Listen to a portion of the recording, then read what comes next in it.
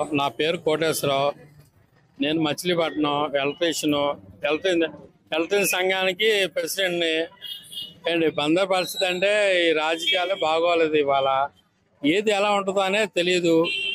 ఏంటి ఇవాళ జనాల మటుకు చాలా కష్టాలు పడుతున్నారు. ఇలాంటి కష్టాలు కాదు. ఏంటి నరకం చూస్తున్నారు రకంగా చెప్పాలండి.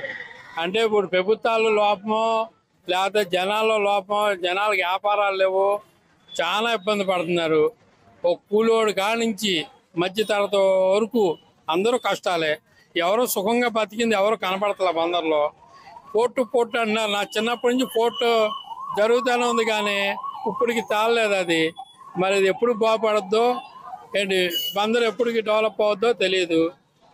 ఇది పరిస్థితి. ఇలా ఉంది బందర్ పరిస్థితి. మన సమస్యలు అంటే ఏ సమస్యలు, నాయకుల సమస్యలు. ఈ నాయకులు ఎవరికాళ్ళు కొట్టుకుంటూ సరిపోతుంది కానీ ఒక బంధాన్ని డెవలప్ చేద్దామని ఇప్పుడు దాకా ఎవరికి లేదు.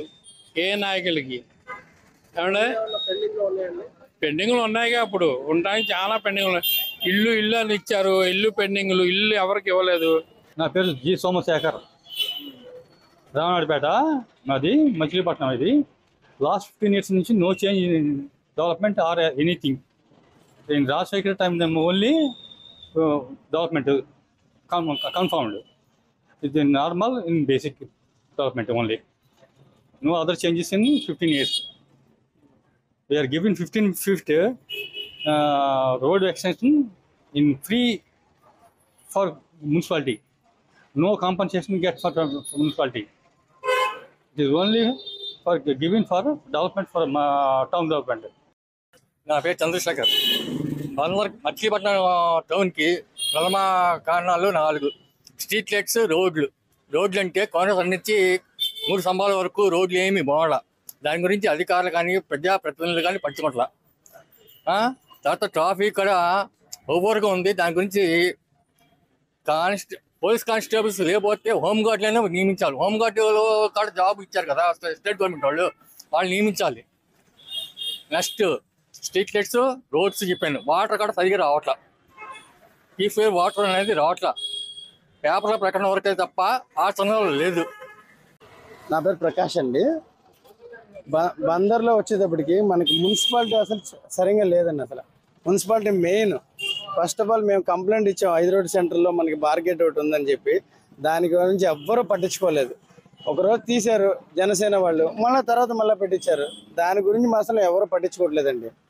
అది మా సమస్యలు. అది బాగా పీడిస్తుందంటే మనకి మెయిన్ కారణం ఏంటంటే మున్సిపాలిటీ చెత్త తీసేవాళ్ళు సరిగ్గా లేరు, సరైన అభివృద్ధి లేదు మనకి.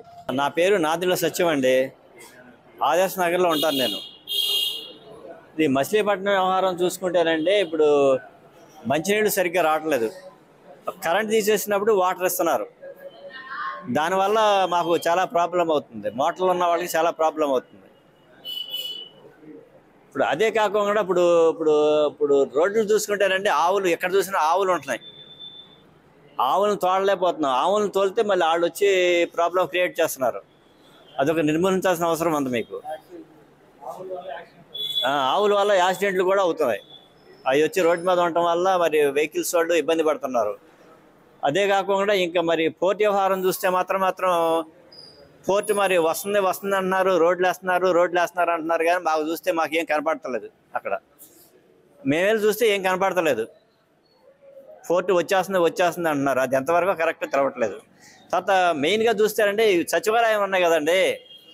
సచివాలయంలో వెంపరాసి అంటే ఇప్పుడు అక్కడ ఉన్న అందరినీ ఇప్పుడు డ్వాక్రా వాళ్ళని చాలా ఇబ్బంది పెడుతున్నారండి. పద్దాక మీటింగులు రమ్మంటున్నారు, ఏలు ముద్దలు వేయాలంటున్నారు. అక్కడికి వచ్చిన తర్వాత మరి ఏ ప్రభుత్వం ఎలా ఉందనేది వాళ్ళు అడుగుతున్నారు.